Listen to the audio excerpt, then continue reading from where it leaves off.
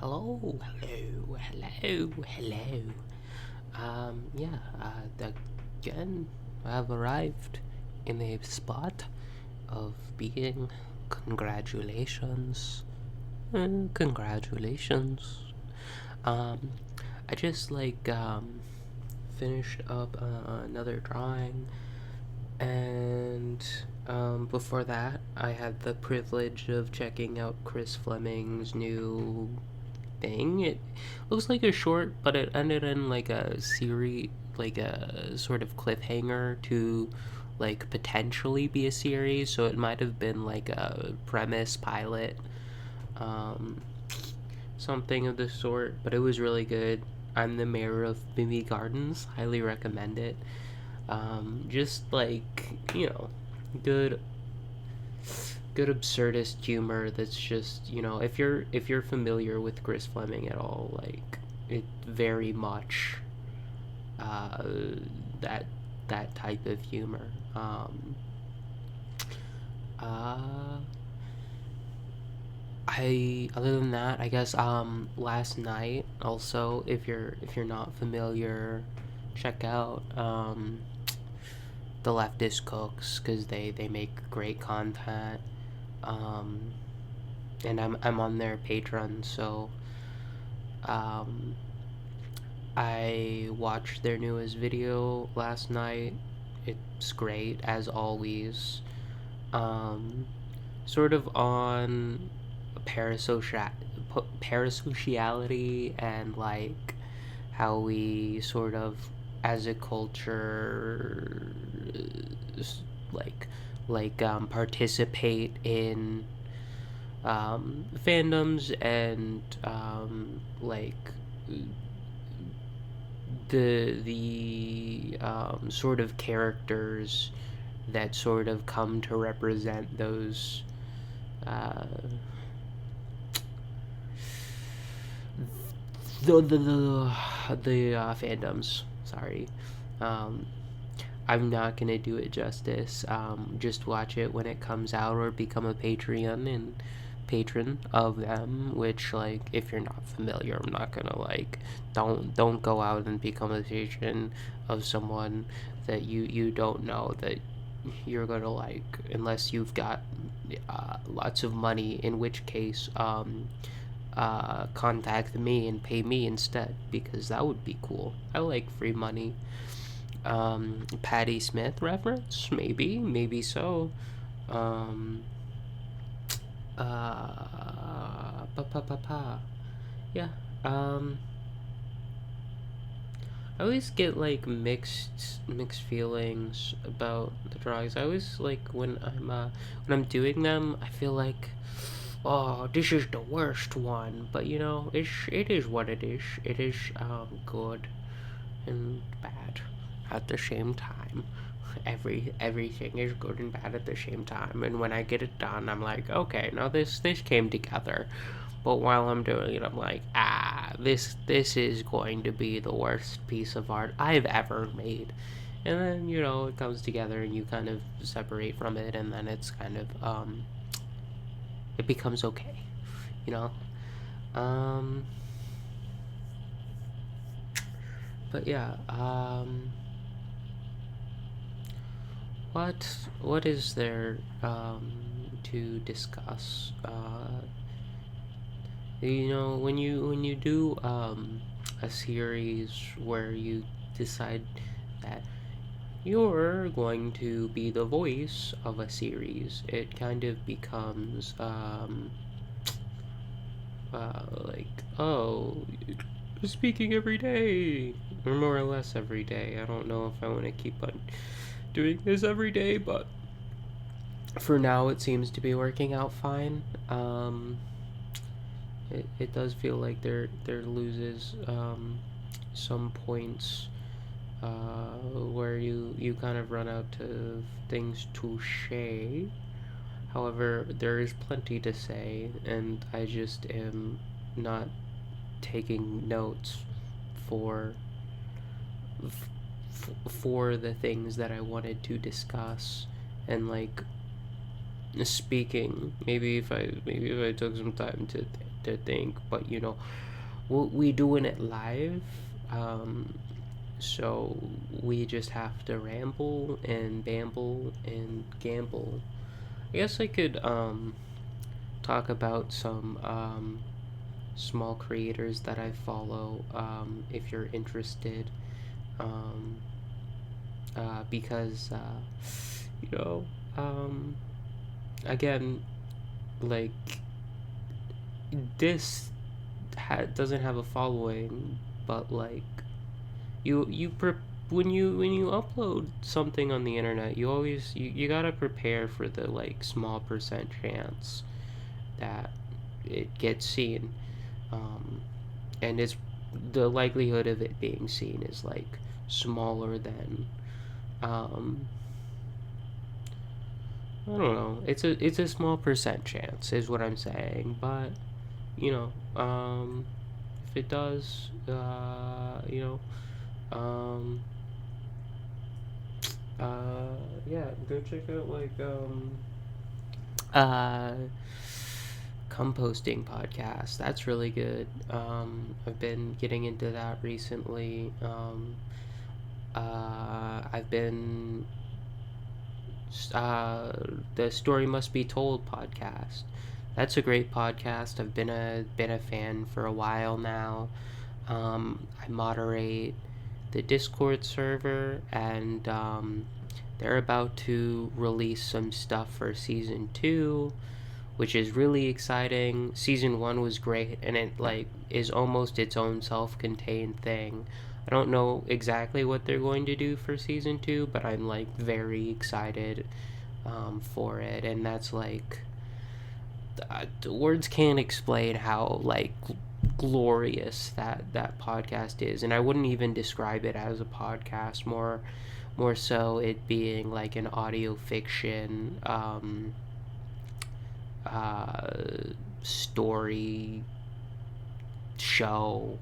It's a piece of art, with like an overarching, like narrative and individual like short stories on every episode, that kind of feed into this like world and lore, and it's just really good. I very much recommend The Story Must Be Told.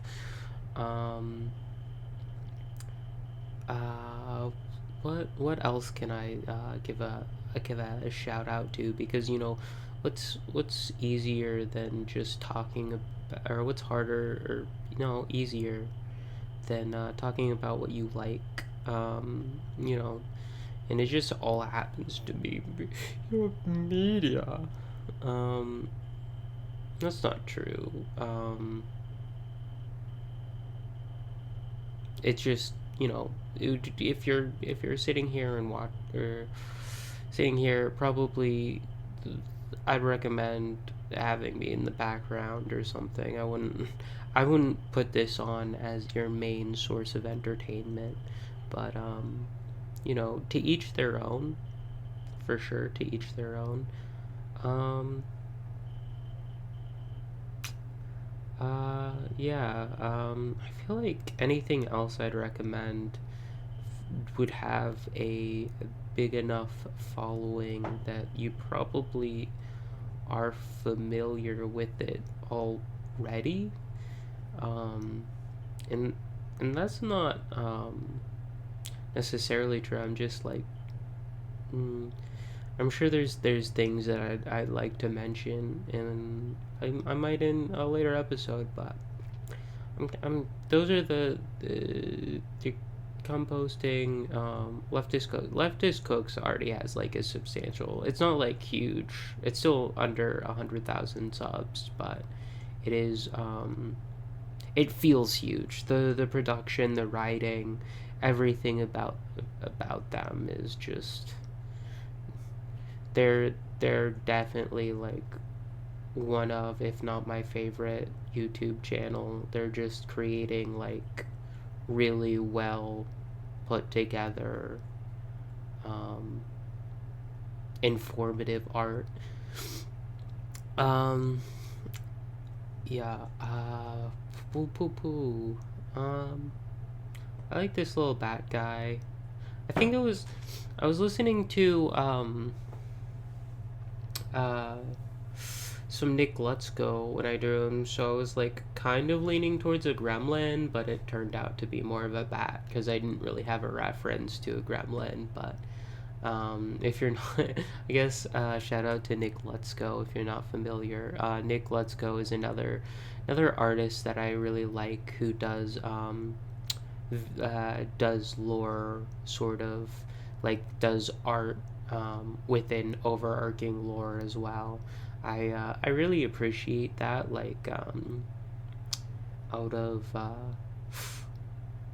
artists who sort of like can make each each like piece stand on its own, but then if you're like invested enough to follow along, you kind of you get rewarded by it.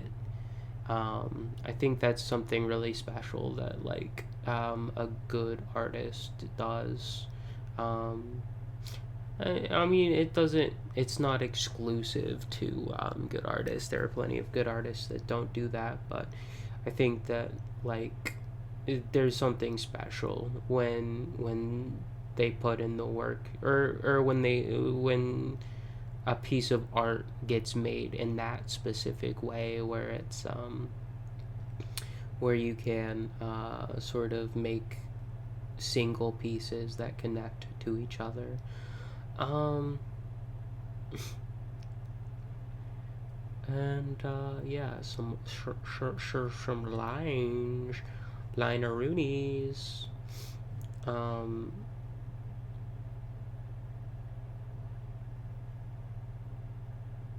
wow, wow! Look at the lineys go. Uh oh. Uh oh. Yeah. I guess.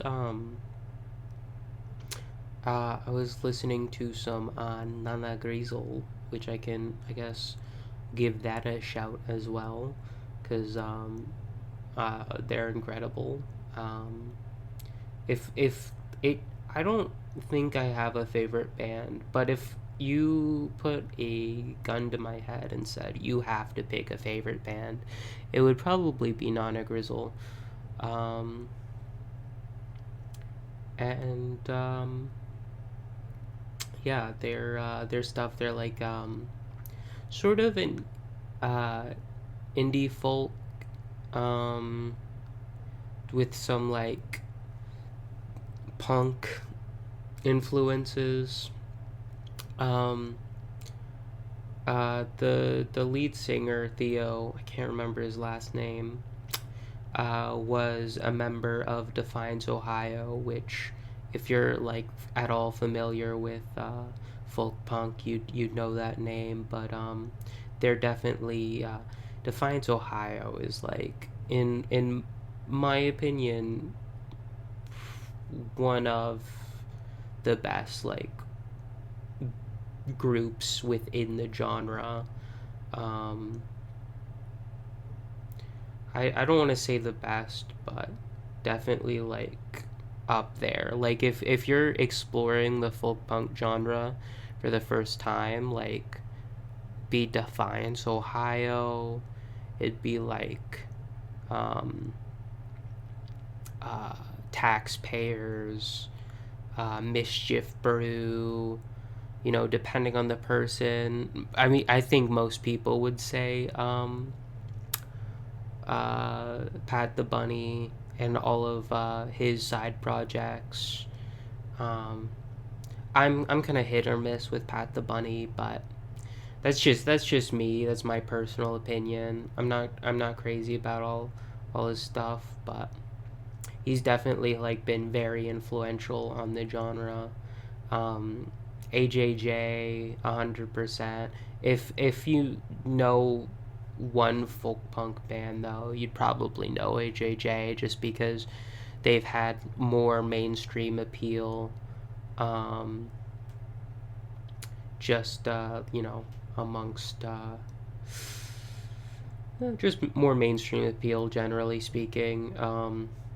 If you get mentioned by the melon, um, you're generally more known in music culture. Um, um, who else? I feel like those are the main fellers that you'd probably be more inclined towards, as far as like the most like notorious, most um, influential. Oh, Days and Days, of course. Oh, I can't believe I almost skipped down there. Like, super influential. And then, like, there's a couple other bands that we don't name because they're just bad. Like, not good people, and don't deserve the attention, that like have definitely affected the scene and influenced artists, but you know, um, we don't need to mention them, uh, but yeah. And then like, yeah, past that, there's so many like good bands in the genre. I mean, I could go on and on. Like, folk punk, that genre specifically, is definitely like a special interest of mine. And it's like it's been a genre I've been into for like the past 10 plus years. Um, it's definitely like formed, um, parts of me who, emotionally, ideologically, creatively, in a lot of ways, and like, yeah, maybe I'll make a dedicated video just to like list off, folk punk artists that like are a must listen, because there are a lot, and there are a lot that I don't think necessarily get the recognition even within the fan base, unless you're like really um, in the sort of like sphere of music. Um, but yeah, um, enough about, a niche music genre. Let's talk about this, cat next to me. Hi, Tilly.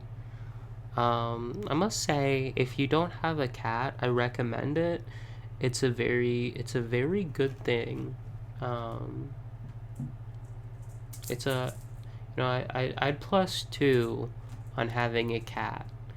Um, and honestly, if you don't have a cat, it's okay, but you're doing life wrong.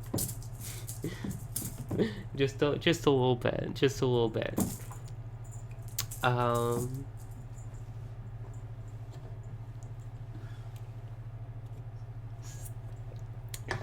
yeah. Oh, silence. Get that time. I knew a guy named Silence in high school, actually. Um, yeah. You know, I don't really wanna talk about him too much. Not like just out of like personal respect. But yeah. Just I guess it just came to me because it's one, a interesting name, and then also two, mention silence. Where the mind makes connections. Um, yeah. Yeah. I also maybe would consider. Yeah, I really just, next video I'm gonna try and have notes down for what I really wanna discuss, and hopefully that'll help fill the air a little bit more.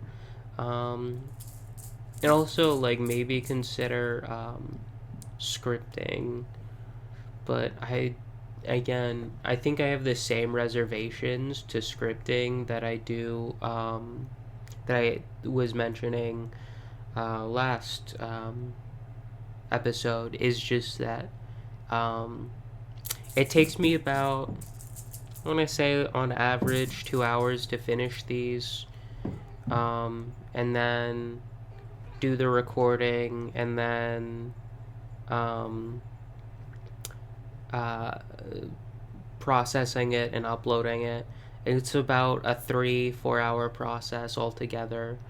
Um, so adding like more time to that process might be a no go. But anyway, that's done. We're done. Uh, have a beautiful night.